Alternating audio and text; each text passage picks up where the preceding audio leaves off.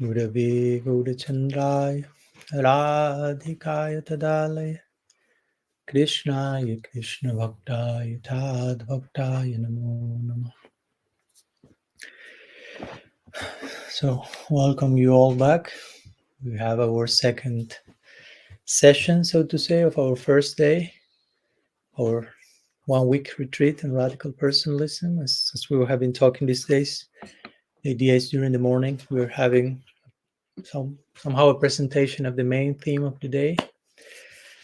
And throughout the day, we are hopefully somehow reflecting on that, whether through the journaling we have been doing, some other exercise or sharing. And in the evenings, we will be having Q&As like today and sharing of other types one day in between. So today's a day for Q&A. And sometimes for me, Q&As, I can call it also Q and Q, in the sense that I'm not just here I will give you answers to all your questions. You may bring a question and that will create new questions, and the answer will bring new waves of possibilities. So the conversation is ongoing. That's the point. Now we are trying to bring not closure, but disclosure. You need that I open more? Yes. Okay. Let me know if you need that I open even more, or we need to open the window or whatever. Yeah. So yeah, you are inviting to bring whether there are questions, whether there are topics you may like to explore in further detail, whether they are related to today's topic or it can be something else if you feel the need, the urgency.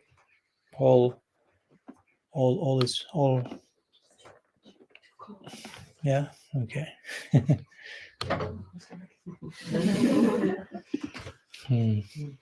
So everything is welcome. As once we say, like, all weather of the heart is welcome. So whether you have some rainy comments, some cloudy day, some stormy doubt, or whatever, all weather of the heart is welcome into the Sangha. So that's it. Anyone would like to bring something to the table, some contribution to the fire of collective introspection we are trying to engage all here together? If you don't have any question, this may help you.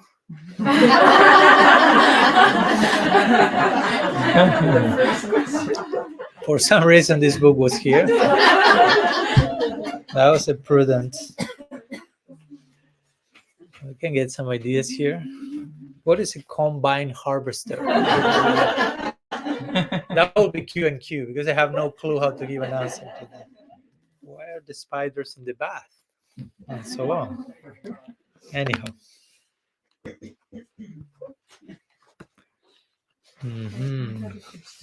Yes, please. So I was thinking, like, regarding vulnerability, it's not like, like most of the other topics, it's not just like all or nothing, like degree of it, right? Like, it's not so much that's like, I mean, either I'm vulnerable or not. But so I was thinking, in a group dynamic like this, how does that affect, somebody being like less vulnerable to a lesser degree and the other person more, or something like that. I was kind of thinking of it because, like, earlier when we did this eye contact, honestly, it took me quite a bit of time, or probably the whole, couple 2 minutes or whatever. What I noticed was I just had like a lot of fear of being seen, to the point that I felt I wasn't vulnerable at all. And I kind of also felt a bit like guilty or bad that, I wasn't allowing that person to be fully vulnerable. So I was just wondering, like, how does that affect and how we can work on that to like help ourselves and Yeah. others. Well, you are doing it by presenting this question already, right? So that's part of the. That's probably exactly what you need to do in your particular stage to be vulnerable enough as to share. I'm having difficulty being vulnerable. Well, you are doing it already, right? Like sometimes you will ask how to pray, just praying. And- no. And if you are trying and it seems it's not working, but you are trying since it's working. If you the result of that is a sincere recognition of your present condition, that shows that it's working because it's taking you to a place of honest acknowledgement of whatever you are, wherever you are. It's not, again, my hope, so to say, or not my hope, but the intention of the exercise that we did today of the eye gazing is not necessarily full success in the sense of, again, okay, we will be able to absolutely enter into the heart of the other person, and I will allow the other person to visit me from tip to toe. And at the end of the 2 minutes, we became best friends forever. And no, probably you realize I'm pretty afraid. I'm pretty armored. No, I have my defense, but that in itself is an epiphany. That in itself is a, oh, as painful as that may be. No, I'm not saying that's the ultimate goal, stay there forever, but just seeing that and now having the courage of sharing it openly, all that in itself showed further degrees of vulnerability, which may be the best thing, the best expression of vulnerability you can bring today. No, so again, this whole thing of vulnerability on any topic we are sharing is not about comparison, right? Like, okay, where is he? Oh, there they were more able than me, they were more successful in the eye gazing exercise. No, no, because the whole intention is to bring vulnerability, and we can take an exercise in vulnerability and make it, again, something else: comparison, ego, and competition. I will be more vulnerable than you in the next one.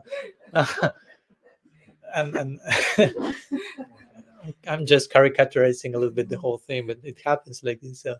And it's okay. It's part of the journey, as we were talking today on the table. Now, whenever these things come, that, how to say, we can very easily become embarrassed of that, ashamed, feel guilty, and bring all this like primitive narratives of weeping and self-loathing. And no, it's part of the journey. No, maybe the invitation there is vulnerabilities to accept that, to stay in that place, and to, even despite our own messiness, again, we are doing this all together. So if someone is having some difficult moment in the navigation, the rest is there ideally to hold space.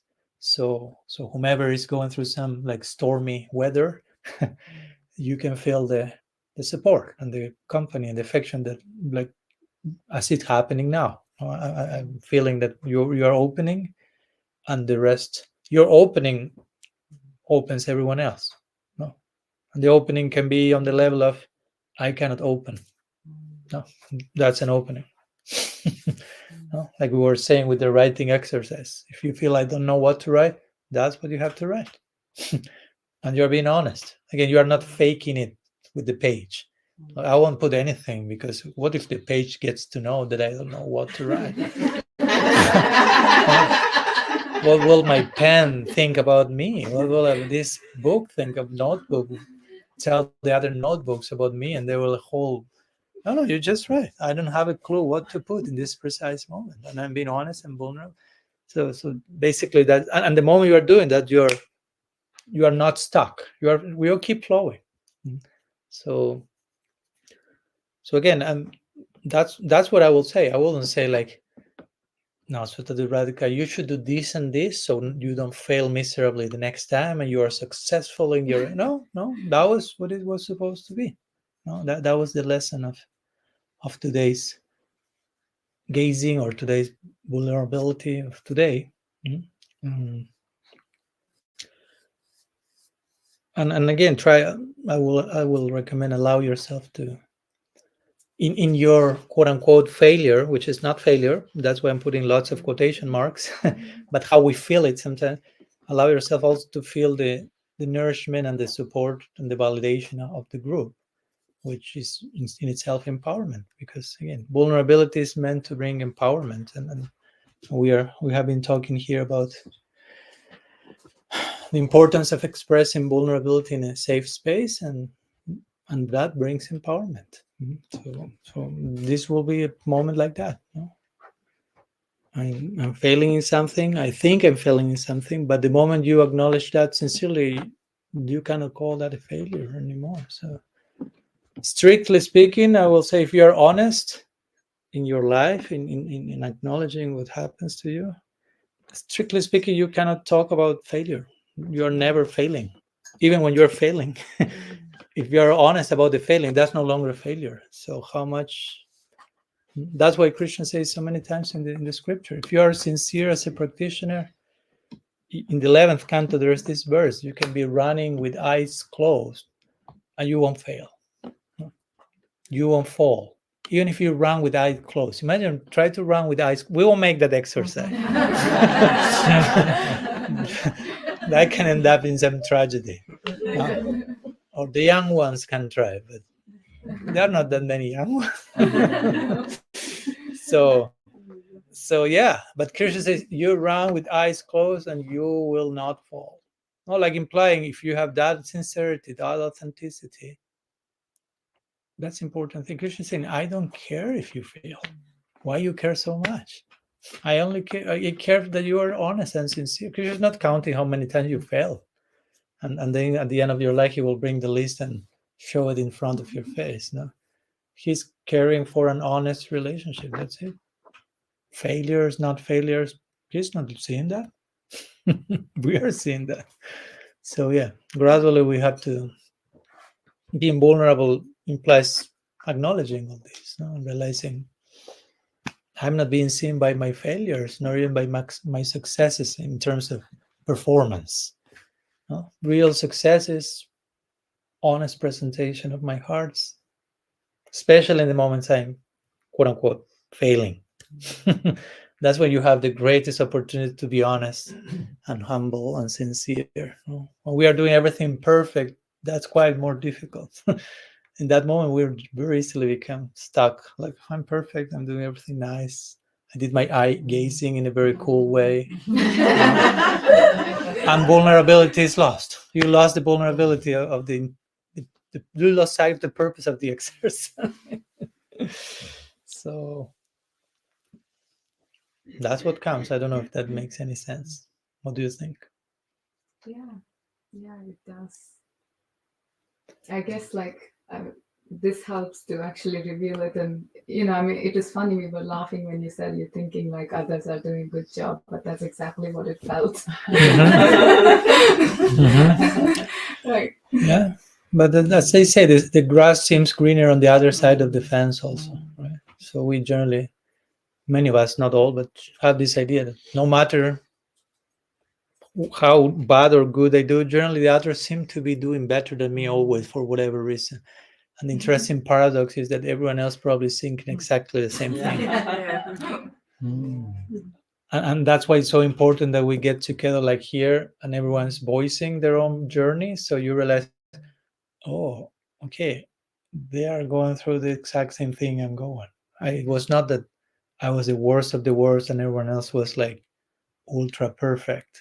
And everyone starts to realize, okay, it seems we are on this journey together actually, not like all of them are over there and I'm here by myself, which sometimes we think like that, and that makes the whole journey utterly miserable. No? Imagine if I'm in this room and I think all of you are in that place of the journey and I'm just here dealing with this stuff only myself. Nobody else is going through what I'm going. Nobody else can be empathic because they're in another trip. And we self-isolate to a point that is suffocating, it's torture. So that's why we need to realize, well, we seem to be quite close in the journey, and that makes for a more celebratory journey, pilgrimage. So yeah.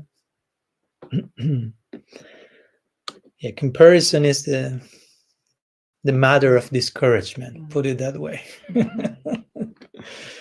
Yeah, we cannot, why we, how we will compare with the other person. That's a form of impersonalism, because it's a way of not acknowledging that I'm a unique, irrepeatable being. So what's how can I compare with someone else? No. if each of us is different, so it's important to own your own journey. Yeah. Like Bhagavatam says, Sweswe adhikari janishcha saguna parikirtita. Acknowledging your adhikar. So adhikar means your present level of capacity for whatever. Your limitations is to be sincerely assessing where I am today. Saguna parikirtita. That's real virtue, says Bhagavatam. Even if it's in a situation where it's not the most glorious in our opinion, but and say that's real. Bhaktivinoda Thakur will translate that's real beauty. So, yeah. And as Krishna says in the Gita, better you do your duty bad than try to do someone else's perfect. So we are trying to be honest, to be sincere, to do eye gazing or whatever we are trying to do. Even if it doesn't work as we expected, we are trying. And that's it. That's the success is in the endeavor, not in the fruit. No? That's a basic elementary karma yoga teaching. No? The reward is not the fruit of your action, it's the fact that you're engaging in the proper action. No? So we are trying to engage in what we know is good for us. Fruit result, that's in one sense secondary.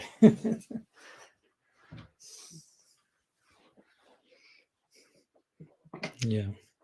How Yeah. So is it easy to be vulnerable at home with your deity, with your Yeah. bhajan, Mm-hmm. in your own, even in your own family situation sometimes. But when you take that vulnerability, when you go out Mm. and you may feel afraid of attack, of people taking advantage of your vulnerability, Mm-hmm. Yeah. then you close up. Then that's not when you put that shell on again, that mask on again. Mm. How do you? What do you do? Basically, what do you do to make Yeah. yourself be safe Mm. and vulnerable? Mm-hmm. Yeah. Great question. Yeah, I briefly mentioned that today in the morning, but not entering into the detail. But we mentioned that vulnerability should be,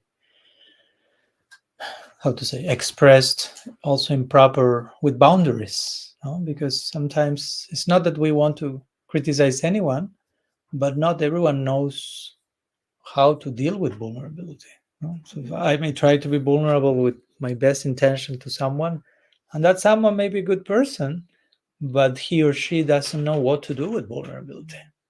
So in his or her best intention, he may end up trampling on my vulnerability, and I may feel abused by that, even though the person didn't have any intention to abuse me. But it can happen. So that's very delicate because, and there are lots of research of many forms of abuse are done by people who didn't intend to do abuse. But just they were not able to handle the particular situation, whether it's in terms of vulnerability or whatever. No, so that, yeah, that basically sets the tone for. Of course, I like to be vulnerable with everyone and open and transparent and reveal my mind, but as once one would say, we are not in Golok Vrindavan yet. No, like implying, yeah, it's not that everyone around me is fully enlightened. So, and it's not that also I'm judging them. You are not fully enlightened. I cannot be vulnerable with you. I will try my best with each person I meet as much as that's possible in any given interaction. Because also, if I don't know, if I'm going to the shopping mall, to the market to buy some groceries for 5 minutes, I may not be able to be absolutely vulnerable with the cash. How to say? The cashier there. There's no. We need some time to, right? So also, it's not about forcing that, but I will say a way of being vulnerable is trying, again, we talked today about vulnerable means to be yourself, because you yourself are vulnerable. So in one sense they are synonymous. So one way to understand being vulnerable is try to be as much as yourself as you can, which doesn't mean that you are just opening yourself to the extreme with any single person, every single person after 2 minutes of conversation. But try to be as authentic as much as you can, as much as the situation allows. And of course, in some situations, we respect, how to say, we respect the capacities of the environment. No? I can go to a place where I know if I start to talk about the things in detail, people will start to feel like a little uncomfortable. So I don't want to disturb them. That doesn't mean I have to put masks and make a character out of me. It's just I know who I am. I know who I would like to be in all my potential, but also I try to be empathic with the situation, the environment, the capacity, and I know like I'm not impose myself on them. But also at the same time, we need people with whom to be, I would say, fully vulnerable.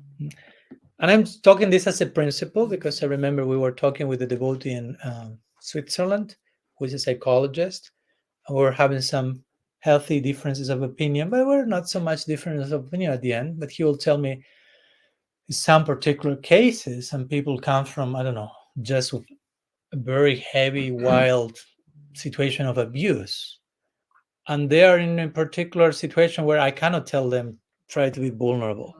No, it's not moment for that. No, at least with one person, not even with one person. No, they are in some transition, recovery. The shell is necessary to protect. I mean, so I'm talking here as a general principle, but I also acknowledge that there are specific situations which require more sensitive treatment. No, but so I will say that. No, trying to. I mean, in order to be as vulnerable as we can, of course, we need someone who needs to know what to do with my vulnerability. And even if they do not know, but at least but they love us and they're willing to learn, okay, that's important. No, there's an avenue there. But to be honest, yeah, I found that not many people is that interested in that. I mean, in potential we all have that potential, but in practice many people, not to criticize again, just we are not trained to that. We are afraid of that. If you go to the street and ask a person like, I would like to open my heart to you full, the person will horrified generally, will call a taxi and leave as soon as possible because it's like, because receiving your vulnerable heart implies contacting my own vulnerable heart. No, I cannot just receive you fully vulnerably and me remain like a robot. It's not possible. One thing. So again, many people is afraid of contacting their vulnerability because unconsciously even they don't know what will happen if they go there. No, especially if after years and years one has not visited that place and one has put all the stuff in the shed. No, and now the shed has a life of its own basically. You know? And you hear voices every time you walk nearby the shed, and it's like one hand comes from the window it's like I want to open that. I will inaugurate the second shed and keep pushing the other stuff there.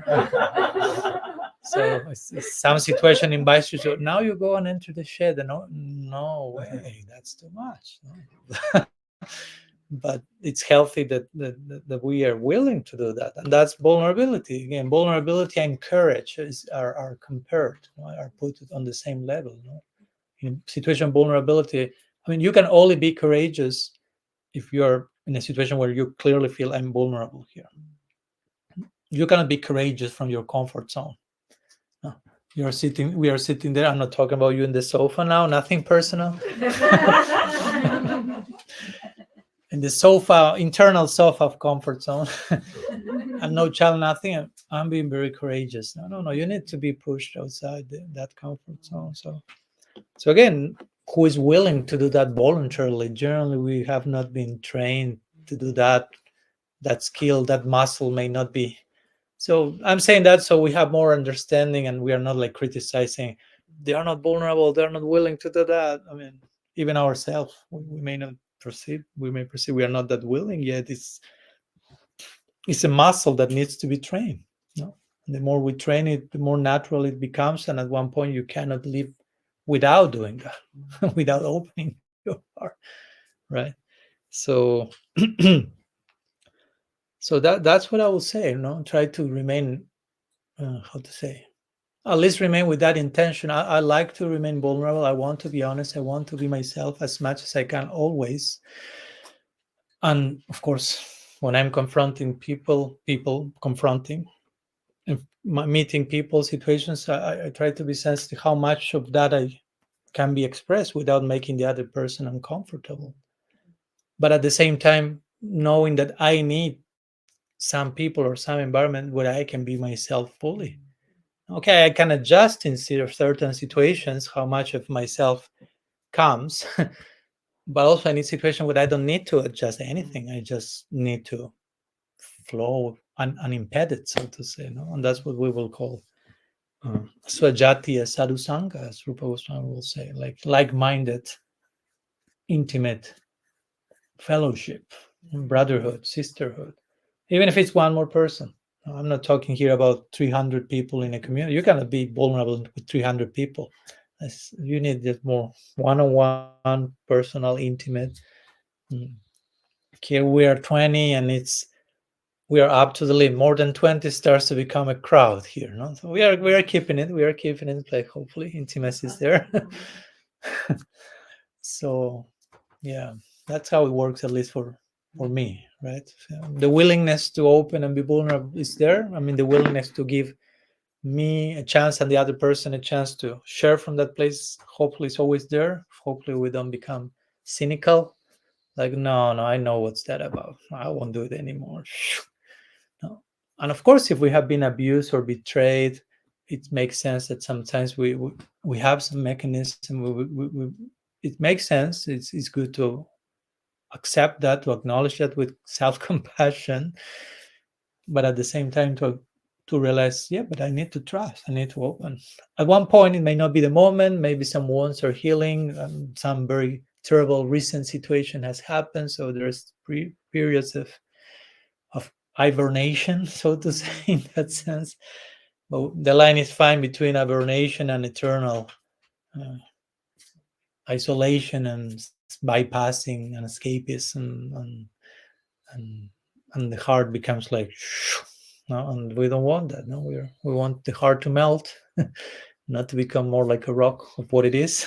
so yeah, and it's gradual. No, again, when I'm saying open yourself fully, it's not that, okay, I press the whatever note in the keyboard, here I am, fully vulnerable. It's all a gradual process. No? So we may open a little bit, and it works with someone. Okay, works. Wow, it works. Oh, I'm still alive. I was sincere. I was not defamed. No gossip. No internet, social media thread about me. Okay, next time I meet this person, I will open 1 millimeter extra. It's a gradual process for some. So, and I open a little bit more, and it still is working. Next time, no. So gradually, and at one point, it's natural. So yeah, we should also be cautious. We should not be extremely naive. Ideally, we should not be extremely cynical. We should find a middle point between naivety and cynicism. Probably in the beginning, we've been the other two, right? We are naive and idealistic, and then we are hit by life. Yeah. And sometimes we tend to run from one extreme to the other, cynical, like defensive, not trusting it. But at one point, we feel this is not good either. So, but I cannot be naive again. I already have tasted the arena of life. So then, okay, middle point. It's a middle point with discernment, with compassion for me, for others, acceptance, gradual process. It's a skill to be harnessed. No, Yeah. gradually. May take time, no problem. Dr. Teresa.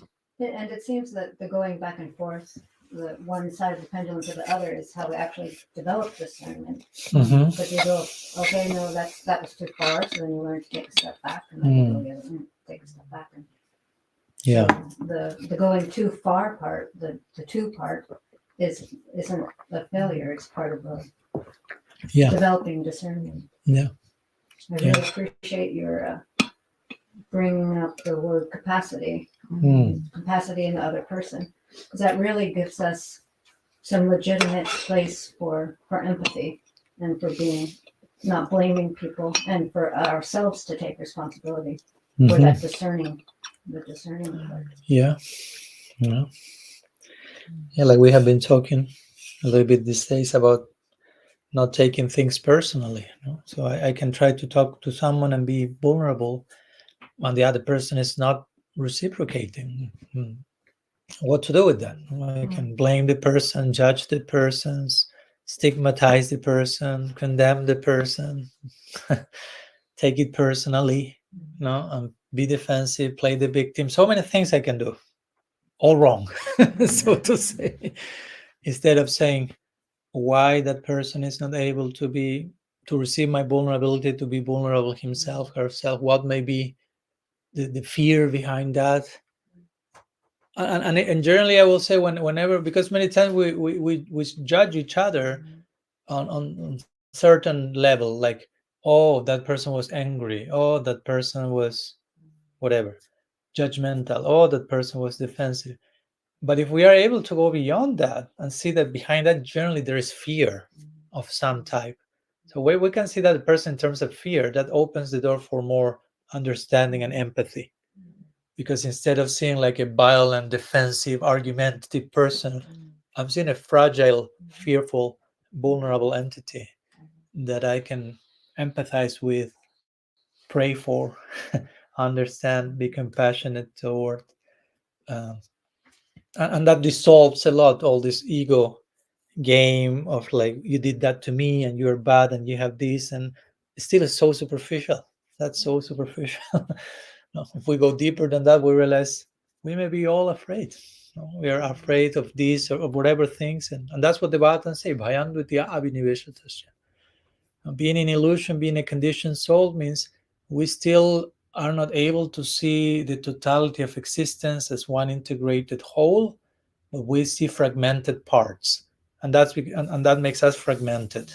And out of being fragmented, we have fear, and we react. We react to that in different ways: attacking, defensive, arguing, consuming, escaping, denying, blaming, blah blah blah blah blah blah. All that, the endless list, can be seen as a symptom of fear.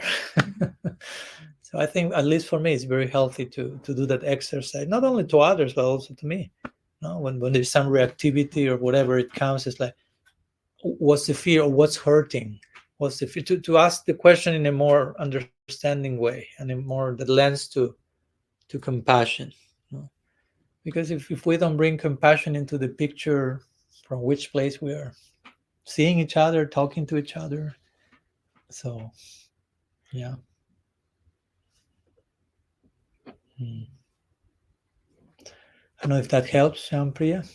Seva Priya, sorry. Thank you. Thank you very much. Karuneshwari. I was thinking this morning when you were speaking that I never really heard any devotee, speak about vulnerability before. In all these years of being around devotees and Krishna consciousness, after 30 years, we start to hear about vulnerability, and it takes some time to take in what it is. I've been reading, as you know, like this radical personalism for however long it is that I've had it. And still thinking today, I don't really fully grasp what it is. But, we can see, like, most of us have ended up here because we've had experiences where we didn't feel that everything was progressing properly for us. Mm-hmm. And that's the result of not being vulnerable. Mm-hmm.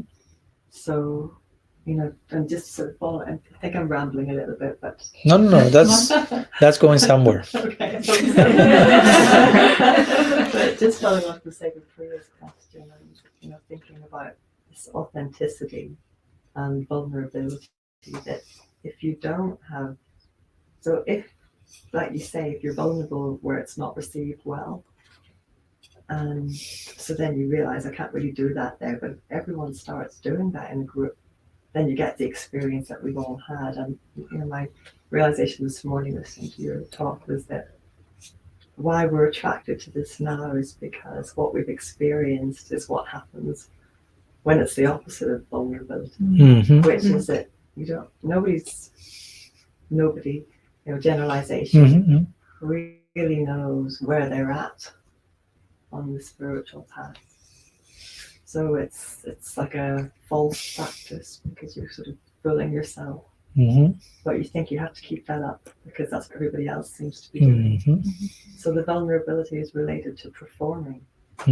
That's not exactly a question, but maybe you have some. No, I mean, I said if you have comments, I'm not asking just for questions, reflections, musings. Musings, you say in English? Yeah. Sorry, I'm practicing my English with you at the same time. I suppose the conclusion of it is that if there's not vulnerability, that's when it becomes more of a performance because you're afraid to look at where you really are yourself, and you're certainly afraid to let anybody else see it. And then everyone starts doing that.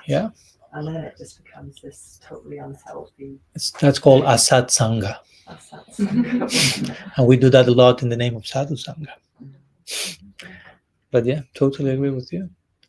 And how that can be reinforced in an environment, because you may even come to an ashram or to any group. We are not smashing our own tradition only. You can be with the desire of being vulnerable and open, but you realize, okay, nobody's doing that here. So it seems that it's not the norm, and I'm longing to belong. So okay, I will submit to the local mood. But you are not belonging there, you are fitting in. You stop being who you are to fit in.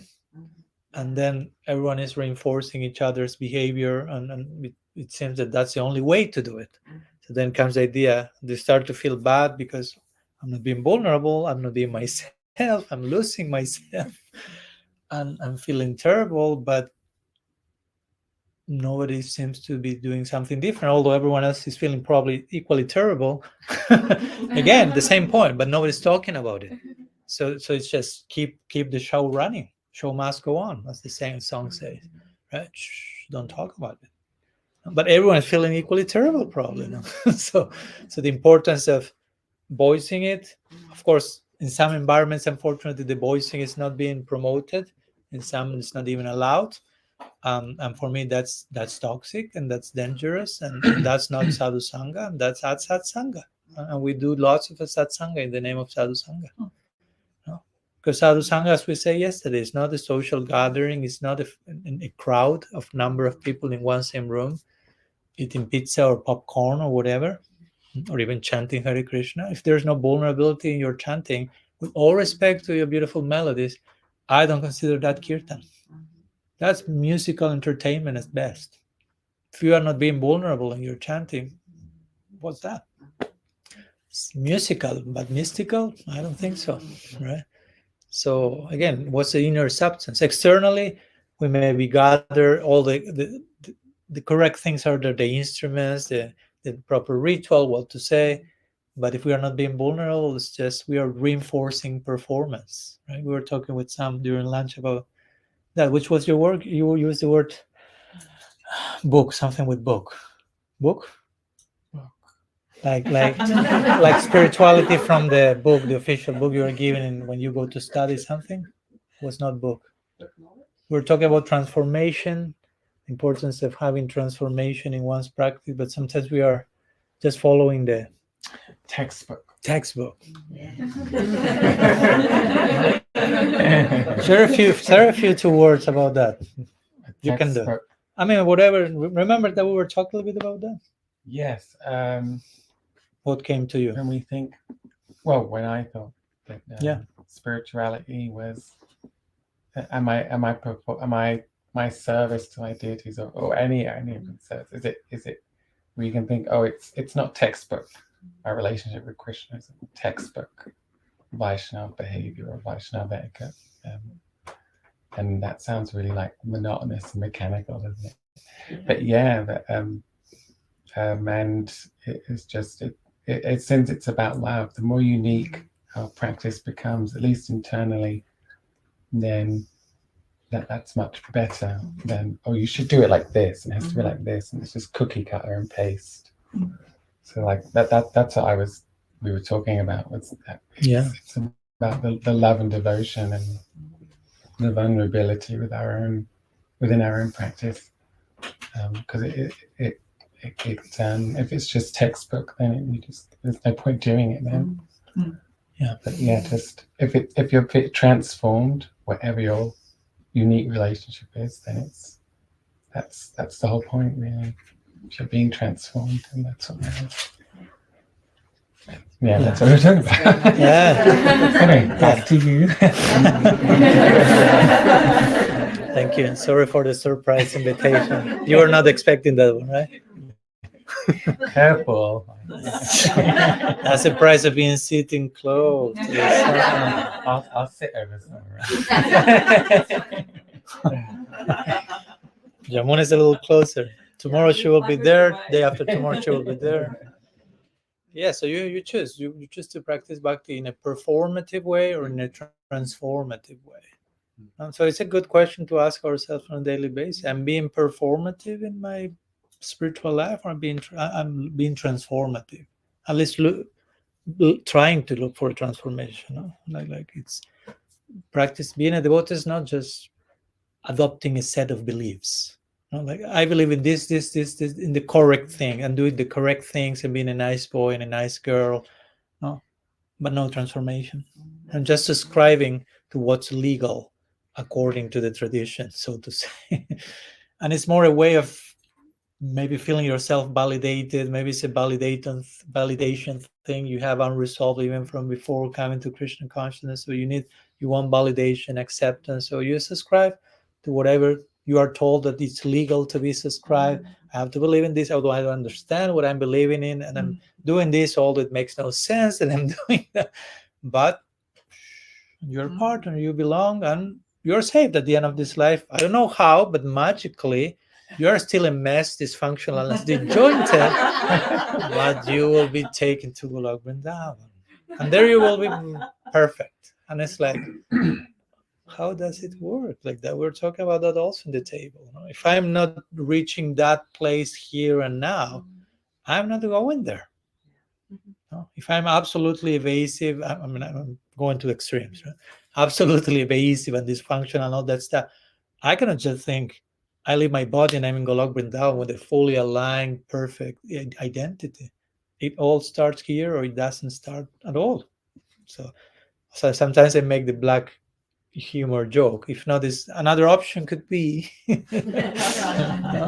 you become a totally spiritual bypassy and dysfunctional bhakta with hundreds and thousands of unresolved issues and unredeemed parts and this whatever, and you leave your body and you reach pearly gates, the doors of Golok, and there will be a purgatory with a big team of psychologists there waiting. So you're about to enter spiritual. You go there, spend some time. We need some, putting oiling the machine, and so, and then you come back to the lila. So you don't mess the whole thing here in Vrindavan. Please. You are such a mess. Of course, it doesn't work like that, because sometimes we may also even think like that. Yeah, it doesn't matter. I'm total mess, but somehow there will be some final adjustment, and I'm there. We have to. Whatever we want to be in eternity, it has to happen here. However, I want to serve Krishna forever, it has to begin here. I mean, it has to be like a natural, irresistible transition. That is basically who you already are, and become more and more and more and more and more of that, and that eventually what we call spiritual identity. See that they, however you may like to call it. So, yeah.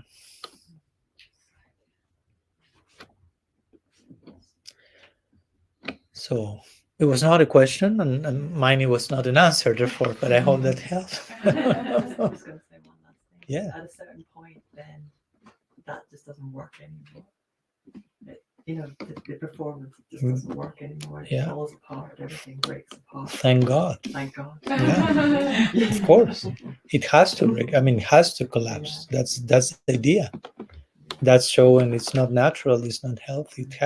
The problem is when we think we are so whatever covered that we think I have to do something for this not to collapse. No, I cannot see the necessity of the collapse, and I just overexhaust. I was already exhausted in that pattern, and now the pattern is collapsing, and now I'm double overexhausting to keep the collapse in place and put some, like, how to say, scotch tape on this stuff. And the whole thing needs to collapse, but we're still like, no, allow that to collapse. No, it's not final death, right? That needs to die. So what needs to be born is born. So we have to embrace death in a healthy way. Yeah. Robin, well, I don't know, few hands raised. Which of some of you is more related to what she said? 4 hands now. Okay, let's go to Ravinder. We'll go to all of you, of course. I'll try to not get lost in this. But just to start from one of the most important things that I heard from Vaishnav in the beginning when I approached it was that the jiva really only knows itself, but it cannot really know another. Like you say, we're not at that point of, we're not aware of the whole totality of our being, even as a group of jivas in the material manifestation. So we can only really know ourselves. So like you say, ultimately we go into fear because of that. Because of realizing that all we can do is find ourselves, that actually however much we want to connect with the objects of our desire, the sense objects, we never can, or we will get some reaction for trying to do so. Well, I'll go a bit further if I can. What I'm thinking is this, for me, the vulnerability. So from a young age, when I decided, I've been a very much individualist type person, but I wanted to change my track. So then in the social circles, when I wasn't doing the things that I was doing for a few years, and suddenly wanting to go deeper and to understand more about myself and the world around me and everything, then that was really vulnerable, but it was almost like dangerously vulnerable at times, and it did backfire quite a few times, and it's really heavy.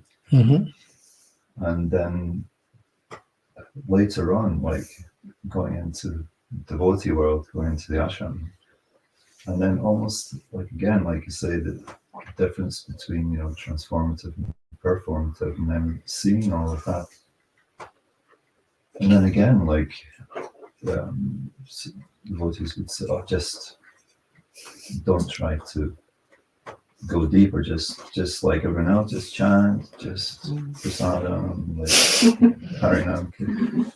Don't go any further. It's like the message came. So again, it was there, and then, but it was through that kind of realization that I saw for myself, at least, and that actually everybody can only take so much of being vulnerable. Like you're saying, it seems an obvious statement, what we've been talking about, but then you realize that some people, really all you could do is like even talk about somebody else's vulnerability, and that's already almost too much for some people, because of fear, like the saying, because fear is too much.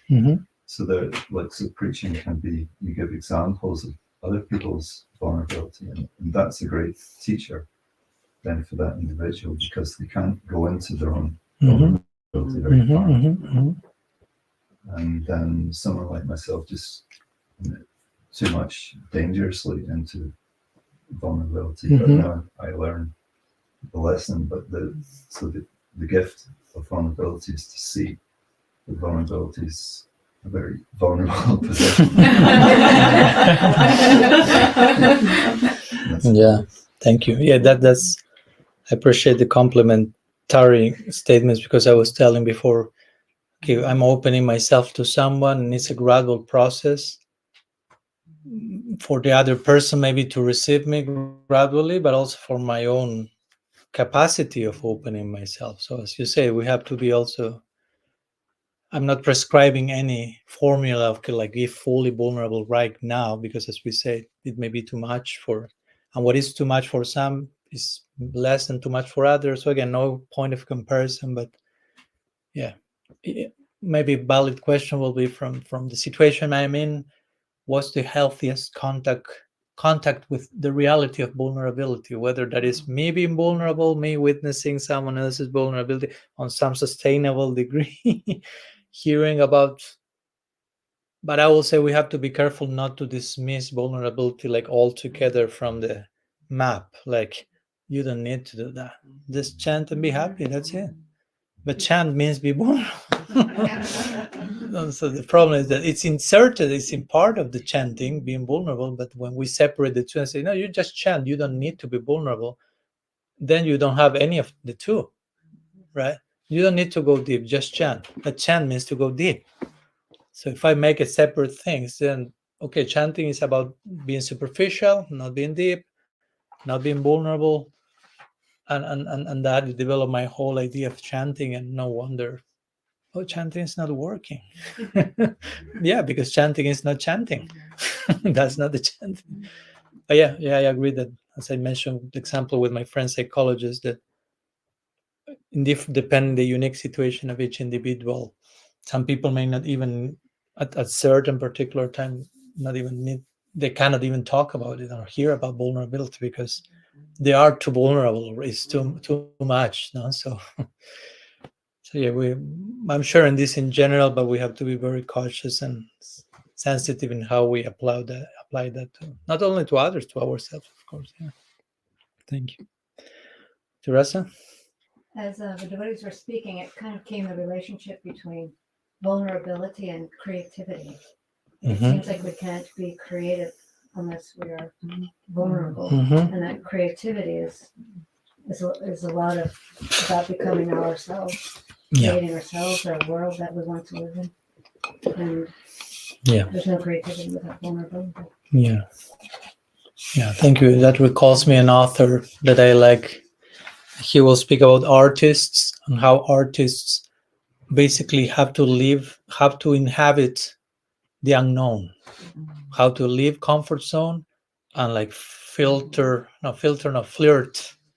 let's put it that way, flirt with what's outside of the comfort zone, and he will speak in terms of order, chaos, and order.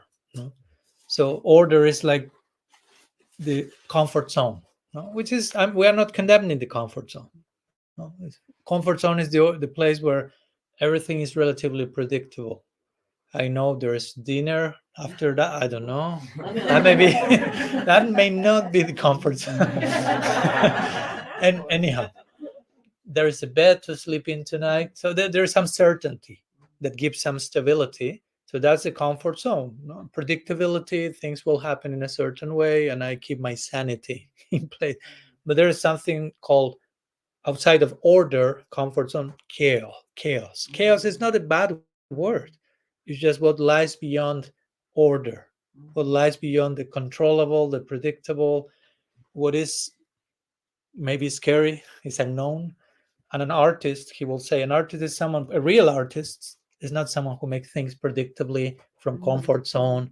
That's not a real artist. No, just like a product. Okay, this sells better, so let's compose some songs all the same. This is what it sells. That's not to be an artist, with all respect. So he will say the artist is like inhabiting the unknown, goes outside of the comfort zone, goes to the chaos realm, and makes sense of the chaos and gives some order to the chaos and brings that for us to. So it's somehow similar to that, because an artist is a creative person, and to go outside of the comfort zone implies vulnerability. No? I mean, outside of your comfort zone, you are vulnerable. You are clearly vulnerable. Liminal space. What's going on here is not in my control. Clearly, I'm dealing with unknown forces and trying to confront that and to make order out of chaos. So yeah, that's another way of saying what you're mentioning. But yeah, thank you for the connection, creativity, and vulnerability. Yeah. But even what we are doing, the writing, the journaling, that's a creative act. So for that to happen, yeah, we have to be us, basically. I mean, we are creative beings. Devotional service Mhm. is the process of creativity, of Yeah. creating ourselves. Yeah.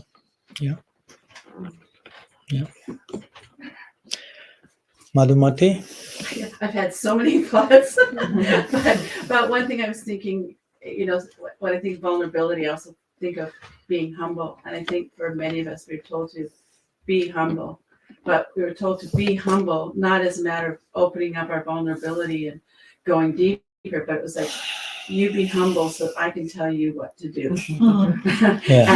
So it's such an interesting thing to explore vulnerability and what the reality of that is. Yeah. I like not to make vulnerability an absolute synonym with humility, but they are very close to each other, no? And it may be a good word to speak about humility for those who get triggered with the word humility. Because that happens, no? Like the other day was in, I don't know where, I'm traveling a little bit, sorry. Maybe it was in Belgium or maybe it was in Italy. Which was which was the word? Oh no, which was a verse in Belgium. No, as today I quoted Apichet Suduracharo, this verse that Krishna says, even if you misbehave, if you are honest, you are a sadhu. And I quoted the verse in the context I'm used to quote. For those who know me, you know from which place I'm quoting that verse, like implying, even if you are a mess, but you are an honest mess, Krishna considers you a sadhu. Not like to feel proud, I'm a sadhu, but just to feel humbled by his generosity. But many devotees have heard that verse so many times being quoted to justify abuse. And they will come to me at the end of the class, Maharaj, I get your point, but I get so triggered with that verse. Like basically telling me, don't quote that verse again, please. and for me, it's like, okay, sorry, I understand it. Of course, we cannot just edit the Bhagavad Gita and take verses out, but we may need to adjust some things. Like, for example, again, words like humility or surrender, or who knows, each one has their own trigger trauma glossary.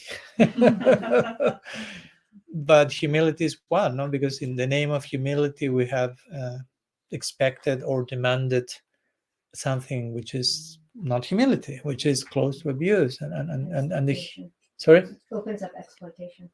Exploitation and blind submission and the humility. Humility has to do basically with, first of all, again, vulnerability. Be humble, yes, but what's humility? And first, if I tell you be humble, maybe first question is what's that it mean? What's the meaning of that? And it has to make sense to me, because if the answer to be humble is shut up, don't think, and submit to whatever I have to say, hopefully in reply to that I will say no, sir. Right? That doesn't work. That's not humility. That doesn't, my gut feeling say that's not healthy. That's cultish. But Mahaprabhu said you have to be more lower than the blade of grass. No? It's interesting because the verse say be more humble or as humble, but which ones are lower? And the implications of lower again carry some further. Be lower. No? Generally lower than me, who I'm telling you to be lower. But again, the example that Mahaprabhu is giving is totally different. Say, be like the blade of grass. What's a blade of grass? The blade of grass is bending without breaking. So bending doesn't mean just fall at my feet. Bending means be flexible, be willing to adapt in a way that is not breaking you. But many times in the be humble narrative, we are breaking everyone in our way. Be humble, blah, blah, blah, blah. But the example of the blade of grass is it's bending, it's flexible, it's elastic, it's adapting. and it's not breaking. So in the example, there is already a, how to say, a warning about do not do it in a dysfunctional way. No, bend, bend, bow down, all that stuff, but do not break. Do it in a way that is sustainable, that is healthy. That's what the grass does. Again, that's implied in that first line. Okay, maybe we didn't receive that explanation when we were told become, but that's the sustainable way of reading that. Because of course, of that same line, we can create the whole cult, and of that same line, we can draw a very healthy, inspiring message from Mahaprabhu, from the blade of grass itself. So yeah. So vulnerability for me, that has to do with the same thing, like do it in such a way that you are not breaking, you're not breaking down, you are breaking through. Sometimes breaking through may feel like a breakdown also, let's be honest, but it has to be a breakthrough. If it's just breaking down, that's not the intention of our acharyas of Krishna. So yeah. Radha Priya, you were raising your hand a few minutes ago. I think that what I was going to say has probably been said. I was talking about 30 years not hearing about vulnerability, and I was thinking it must be so much a part of the mood of devotion. And then I was thinking that humility, true humility, and the service mood, and even prayer, how we pray kirtan. I mean, to really bring our hearts into that, and we do that in open, and that is a really vulnerable thing. We do it together, from the core of ourselves. So I was thinking all of those are actually vulnerability when they're really offered open-heartedly, which is the idea, really, isn't it? And I will say to that, but even if that's taking place, generally we also need to have words for that, because we may be being vulnerable, but if then we receive the narrative, you cannot be vulnerable, because sometimes that can happen. We are being vulnerable in prayer, in kirtan, but in the official narratives, the word is not appearing, or even it's like smashed. You don't need to do that, but actually I'm doing that, but I'm receiving the message that I need to do that. So that creates some type of short circuiting. You follow my point? So that can, I'm not saying that's happening always, but that can happen. You are actually naturally praying a certain way and going to a certain place, which is what vulnerability is about, but we are not naming and framing it. So we are lacking a language to make sense of our experience. So sometimes words are limiting, but sometimes words help. To have certain words that helps us make sense of what I'm going through, to put a framework to our experience. Because all of us are having experiences, but what's the framework in which we are having those experiences? You may have a very valid, beautiful experience, but if the framework is not healthy, you feel that experience, you feel ashamed of having that experience. You follow my point? Or the opposite, of course. You can be pursuing things that are not healthy, but the framework is such that it's promoting that stuff, and you think, oh, that means to be advancing in bhakti. And no, sir. But the framework is not so sometimes changing the framework changes experience also, changes the way to relate to experience. And sometimes framework is the words we may be using. Just learning to use some words. The same thing with other words is that I totally agree with that. And I use the classical words. You are totally triggered. I don't want to hear that. Say the same thing with another word. Oh, that's beautiful. That was the same thing, right? But sometimes we need that, and it's okay. It's okay. We need a different word. Sometimes, as I told you, they will say, "Well, don't use the word whatever. Surrender. I get triggered. Okay, let's find another word. Maybe we have to invent a new word. It's totally fine." let's create. I like to create words. So in my attempt of learning English, I end up creating words. Anyhow, I saw a few. And one more thing that you were mentioning this. Okay, I never heard the word vulnerability spoken in 30 years. And of course, in one sense, I mean, I'm not happy. It's not that I'm happy. Oh, I'm so happy that you are listening, hearing them from them. I'm so sad that that's not happening. I'm not saying that's not happening besides me. I mean, I know the voters, but yeah, I agree that we need to include more of these expressions. And it's just a word, but it starts to create its own churning, so to say. There were a few raised hands. I lost sight. Demona, okay. I'll come if it's okay. Yes. So somebody else. Earlier in the class today, he was talking about personal experience, being personal experience. Yeah. So then how do we know if our personal experience is not some mental concoction? Because it's, along with vulnerability, to actually be practicing and have a personal experience is a vulnerable state.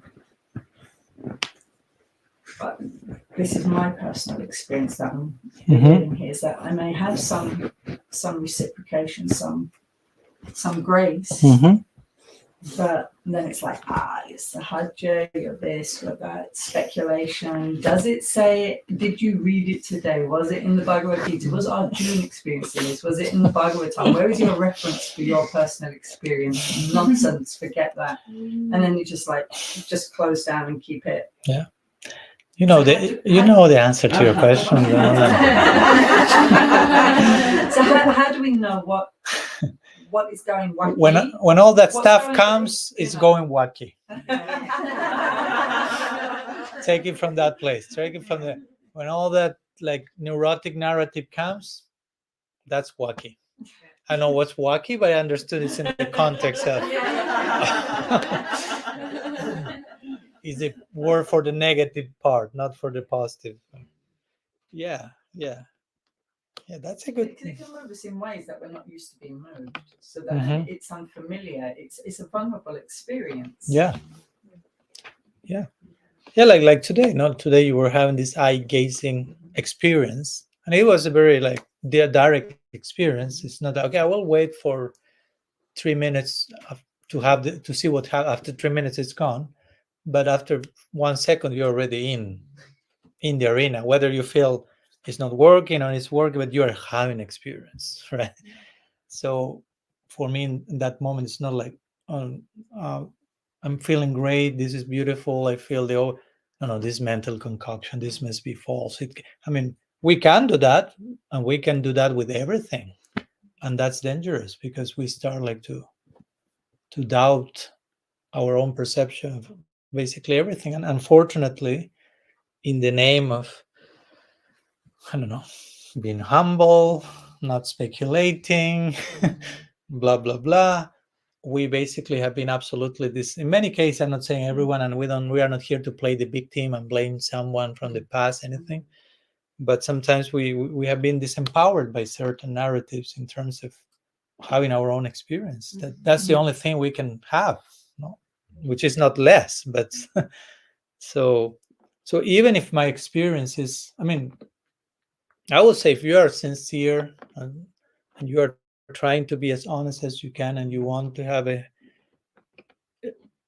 transparent relationship with Krishna and others, as much as you can desire all that in your present stage, that's it. Allow yourself for whatever experience you need to have. And even if there are still tinges of things that are not the highest, that's part of the journey. We cannot get neurotic about getting everything right and having all the most legal experiences totally devoid of we have to be concentrated about being as honest as I can, which is not small endeavor, by the way, on a daily basis, trying to remain authentic and trusting Krishna's love and grace and inspiration, and there are things to work in between. They are worked out. They are being worked out already. Have that confidence. because if not, we start to get paralyzed and frozen. Like everything is worthy of questioning, and we become trapped in our head and filtering everything through intimidation and fear and trigger, and we won't be able to move a finger because it's like everything can be mental concoction, so to say, in potential. So I think we all need to have some healthy, humble self-confidence also in our own experience. I know I'm not seeing reality in the most enlightened way by comparing myself with Raghunath Goswami. I'm way far from that. But at the same time, how to say, there is a most honest way for me to confront reality where I am now, and I want to be ready for that. And tomorrow it will be a little bit more. And tomorrow, so yeah. In one sense, that's what I like how Father Richard says, that he speaks about outer external authority and inner authority. So in the beginning, we may be overtly dependent on outer authority, what we're being told to do, what to think, how to think, what to do.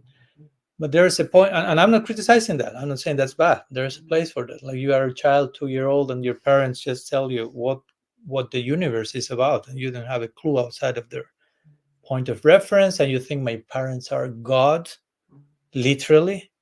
That there was an experiment they were doing with the children, and they were playing, like, I don't know, any game, whatever game of children, and the researcher asked them, so I don't know, any popular play for 3-4-year-olds in England? They don't play Scrabble yet, no? It's too complicated. Snakes and ladders. Okay, that game. So it has some rules, right? There has to be some rule to play. So the researcher asked the kids, so do you know who created this game? And all the kids were like, my dad. No, there was nobody beyond that, right? God means that at that point. And who did the game and the rules of it? Daddy. No, you follow my point? So there's a place for that. No, we are not criticizing the kids. We are saying, so it has a charm of its own, as long as the child had 3 years old. Yes. Right? If I go to a 45-year-old and it's like, will be like, oh. So, but there's a place for that. There's a place for that, and it's okay. But there's a place for the outer authority to turn into inner authority, which again, it's not like I'm arrogant and independent and do what I want, but by being connected with revelation and teachers and masters and remain connected, I start to develop my own criteria, my own discernment. I mean, I have to. If not, it's a codependent, dysfunctional relationship. If I'm expecting my guru to tell me what to do every single day of my life, how to dress, what to eat, how to do the laundry. I mean, you have to do it yourself. Sorry.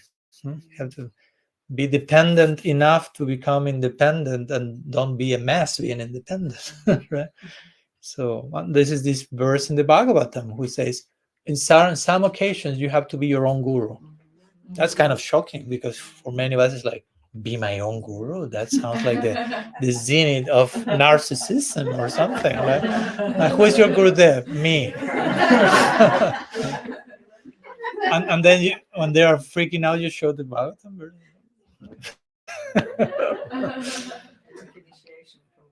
Oh, you put a picture of yourself? A mirror, just a mirror. Yeah. But the garland in the mirror, not on yourself. No? So you look in the mirror and you're already there.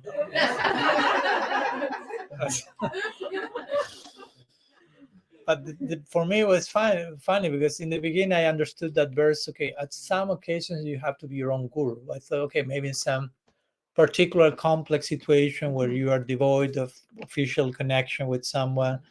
But then I thought, no, even if you have all the proper connections in place, so to say, on a daily basis, you don't have your guru next to you at every second telling you how to think, what to do, how to feel. So in that sense, you have to be your own guru. You have to to discern, to think in the best possible way, as according to what you have learned from your teacher. Of course, not like divorced from that, but you have to exercise your own will.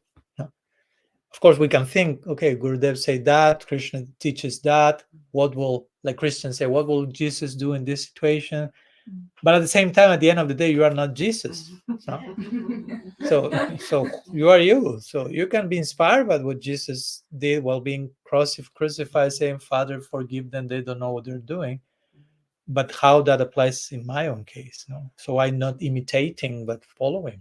So, yeah. Does it make sense? Yeah. Yes. Okay. And you know what to do with all that wacky stuff.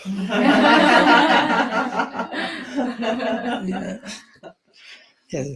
Yeah, that will be the first reply. No, the wacky stuff very, very naturally becomes self-evident, and you know, okay, when that stuff coming, I know I have to go in the other. I have to go in the exact opposite direction of the. That may be the most effective way of detecting what to do many times. Yeah. Something else? We have a few minutes. I don't want to make it too late. It's 10 to 8. We say that maximum till 8. So trying to respect the rules of the game. So there's any other comment, question, sharing? Yes. If no one else. Yeah. Yes. I was following on from what Yamuna said. I Yeah. was remembering back to last year in Yamuna's house when you did your first talk. And Yes. Yeah. Yeah. One of the young men who were there, it might have been Prahlad, he was Okay. asking you, but it may have been him, it was definitely one of them, was Okay. asking you the question about this independent thinking. And, you know, he was expressing what so many of us, especially myself, even last year, was worried about. But is that not speculating? You know, we've always been taught, you know, it's hard to. That's another word, speculation. Yeah. Right? Don't speculate. Yeah. Mm. And he was expressing that we've always been taught Mhm. that it's easy to change things and the hard thing is to follow, because that's how we were Mhm, trained. mhm. So I was thinking, you know, because I thought about this practically for that whole year, trying to understand, you know, when can you trust your independent thinking? Mhm, mhm. Because some people think independently and they do something wacky or crazy. You know? Yeah. But, you know, it seems to me that sometimes you just start to know something as a truth that you can't deny. Mm. And it may not be what you've been taught, but you just know Mhm, that seems like the truth to you. mhm, mhm. And sometimes it seems that Krishna puts us through maybe some sort of purposeful testing where there's no one else really around for some time to reflect that back to, or to, you know, affirm that for us. And then eventually it gets affirmed. Mhm, But there Yeah. might be some years kind of like in the desert first, mhm, where mhm, all you have is your conviction that it seems like it's a certain thing, but there's no affirmation. mhm. Yeah. And at some point then it finally comes, and then you realize, oh, I could trust that independent thinking. Yeah. Beautiful. Nothing to add to that. What can I add to that? But that liminal space is quite painful. Yeah. Why is painful? Because it's so uncertain. You're not holding on to either. Yeah. end. You're But not why really that's firm, you know why where you're by going. why that has to be painful? Why? Want to control the situation. Okay. Thank you. I said I was a controller. Thank you. Yeah, because if not, we end up blaming liminality. No, liminal space is painful. No, it's painful to those who are not okay with things being out of control. No? And again, it's not that outside of the liminal space I'm in control. I'm not in control, but I think I'm in control. It seems more likely that I'm in control. But it's the same. But in the liminal space, it's clear that you are not in control. And we don't want to be confronted with that truth because we have, how to say, process too much. We have become convinced I'm in control. And again, the I'm in control is an important point because sometimes we stigmatize that, like, oh, you think you are in control, you're such a rascal, and we start to like smash on that instead of again being understanding and compassionate. Now, why I want to be in control? Because I'm fearful. If things are not in control, I feel terrified about it, because still I don't have, again, the full realization of the divine presence and all that, and the divine order. So I think every time we speak about this type of things, we have to reach the point of, I want to control, but not bringing the whip and starting like a festival of self-loathing, right? Because again, we are reinforcing the negativity of the pattern, and it's not solving anything. So, but I will say that liminality is, it's not a bad thing, like to be liminal space, uncertainty. I mean, it's what the faith journey is about. As I always like, and I'm quoting again, my dear Richard, thinking of you here from UK. Hopefully you're doing fine in New Mexico. And he will ask very interestingly, so what's the opposite of faith? Those who know the answer, don't say it. So what's the opposite of faith? What you will say without thinking too much? Also, but I want to go in a particular direction. Ignorance, uncertainty, doubt, A lack of faith. maybe. Okay, now comes his answer. The opposite of faith is certainty. Catch that one, Dominic. He said faith is not about certainty. No? Because sometimes we think of faith is about having everything clear and certain and safe and in place. That's faith. No, faith is about dealing with mystery. No? Krishna is an eternal mystery. And it's not a bad word. It's just like it's uncertain in the sense that I'm confronting the infinite. How much that can be certain. I want to be fully certain about the infinite. Good luck. So faith is about relating to the infinite, and that's infinite mystery, and you have to be okay with not knowing lots of things and trusting in the midst of unknowing. And so he will say the opposite of faith is certainty. And faith could be defined as being patient with mystery. Patient while trusting mystery. Even if I don't have a clue what's going on, I trust the underlying intention of reality is always one of well-wishing, one of unconditional love. Reality is not conspiring against me, even when it seems so. Even when I feel like that. Faith means a journey into beyond certainty. Let's put it that way. So in that connection. Manjuali, yes, please. I just have one question. You were speaking about the inner authority. And I was curious, is the inner authority the Caitya Guru, or is it our informed intuition? Or, what is the definition of the inner authority, and what is our relationship in checks and balances of understanding how we can ascertain if it's a true or if it's a mental concoction. Our inner authority can be. Do you get me? Yeah. I was. Can I ask you a question in reply? Yeah. What will you say if someone asks you that question? Well, my inner authority for me is the deep relationship I have with the mystery I carry, and which informs me in my day to day, and which has brought me here. But is that Caitya Guru, or is that just my intuition working through the filter of this human incarnation? I will not separate the two, right? Okay. I will not just put one exclusive to the other. I won't say no. It's not Caitya Guru. It's all about you. It's in the whole package. Yeah, because I will say that the more we receive this outer authority first, which again is necessary. We are not dismissing this.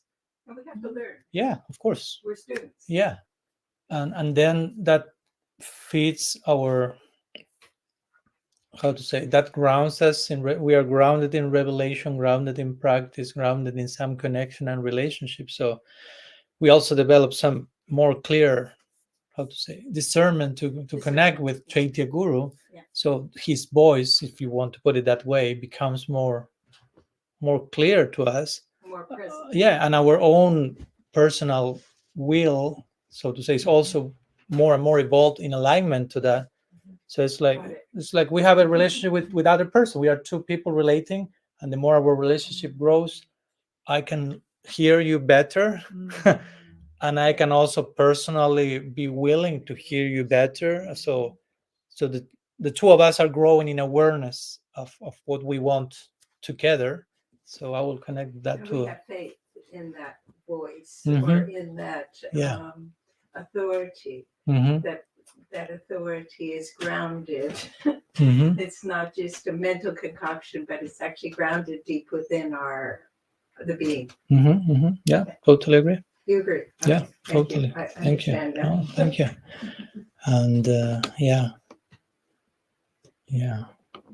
I liked also. For some reason, I'm quoting Richard Rohr in record times, 3 times today, one after another. But he makes this beautiful connection between authority. Of course, we have been talking outer, inner, Yeah. but he also, when he's talking, he's an author. So he says, you don't only be author, doesn't mean you are writing books, but it also means you have been authored by life. So when you are authored by life, then you have authority. No, if not, you are not an authority. No, you are an authority. Your words are authoritative as long and as much as you have been authored. You have allowed yourself to be authored by life. So that carries power in your presence and example of words. Naturally, you don't need to impose anything. You have been authored by mystery, whatever words we want to use. You allow yourself to be authored, to be written by God Himself, until you become an authority after being authored. So I like to just to make that connection of words. And one more thing with the speculation, just to kill one more layer of trauma before concluding. Maybe Karuneshwari was not in our walk the other day in the morning. I was going to take Charlie out. Yes. Do you remember what we were talking the other day about speculation? Yeah. We were sharing how a friend of mine, Balaram, shared the post explaining the actual meaning of the word. Can you keep us? Oh. Because speculation is one of those, maybe it's in the top 5 of stigma lingo. But the word speculation has nothing bad in itself. It's a beautiful word, interestingly. Because speculation comes from spec from spectacles also, which means like to see, right? With spectacles. So speculation just basically means, what Srila Siramash will say, change your angle of vision. See from another perspective. Exercise that capacity of analyzing one thing from many angles. That means to speculate. That is interesting how we made of that a monster, basically. Like it weaponized the word with something that is not. So it's interesting to learn sometimes what words mean, what words meant originally, and what we've made of them. So we can go back to what they actually mean, whether we need to use another word or to redeem the term and make a whole campaign, let's redeem speculation for whatever. But yeah. So, and that's very desirable. That's a very necessary exercise to be able to contemplate reality from various perspectives. That entails you have to be empathic. You have to enter into other people's story, see life from their side. So that's very desirable. That's actually the thing we need the most. But it's funny that we made the word as the last thing you actually should be doing. No? The very word sin again. Sin originally sin. I mean, I don't want to go in the passage. Allow me this one, only this one. What does sin mean? It was the original word for sin, at least in coming from our Western side, comes from the Greek amartia. Amartia means missing the mark. It's an archery term of missing the mark. So you tried to go to the center, you missed the mark, try again. Yeah. That's it. Wow. But we may like sin. No? Like this other word, sorry, one more. The very first word that Jesus uses in his ministry is metanoia. Metanoia means change your mind. But how has the word been translated mostly and historically? Repent.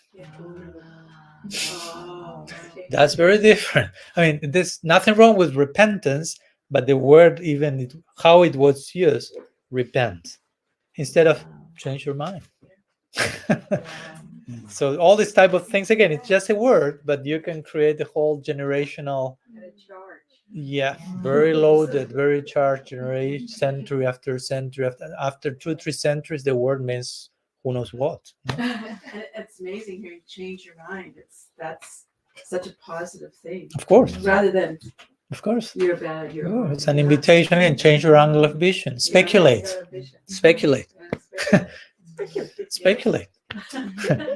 Mantra, for me, mantra means the same. Mantra means transcend your mind or liberate your mind, but it's another way of saying change your mind. Change your mind. It's not like dismiss your mind. Change your mind. Mantra means change your mind. Metanoia means that. Speculation means that. Somehow be willing to change and see reality from other perspective. So you can see the unity of all these ideas. It's not about repentance and sinning and this or so. We humans are very expert in creating all these systems of belief, intimidation, and rules. But again, so much fear behind all that, and we need to control and put everything into boxes, compartmentalized. But these great prophets were not caring for that. Jesus didn't come to do that. Mahaprabhu didn't establish any religion. He just was in ecstasy singing, and he just spoke some verses, and his followers put them in order, say this is the Sikshastaka. He didn't do that. So he did not establish a religion. It came after him. He just was an ecstatic personality. And as I like to say, we have the movement, Mahaprabhu's movement, but originally, which was his movement? Something was moving in his heart very deep. That was the movement, internal movement. And that took him to an external movement of dancing and celebration. And eventually that created an outer movement in form of sampradaya and then missions and buildings and papers and bricks, which is totally fine as long as you don't forget, as long as that movement fuels this movement. If not, as Bhaktisiddhanta or others will say, let's sell all the marble, let's burn all the stuff, and let's keep the movement moving for what it is. Okay, we are 8 p.m. 6 minutes, so if you're okay, maybe we can put the discussion to rest, not to close it. Tomorrow we'll continue sharing. So maybe now there is some snack if someone wants, and tomorrow we'll have our meeting in the morning at 10 a.m. after breakfast, and the topic of tomorrow will be individuation, which is a cryptic term, Jungian term, but basically will have to do with developing what we are talking now here, developing our individuality and integrating all that needs to be integrated for us to be all that we can be in bhakti. So see you there tomorrow. Sri Sachinandan Gaur Hari Ki Jai, Sadhu Sangha Ki Jai, Sri Harinam Sankirtan Ki Jai, Gaur Preman. Panchakalpatarubhishcha kripa sindhubhyevacha patitanam pavanebhyo vaishnavi Ananta Koti Vaishnava Vrinda Ki Jai, Gaur Hari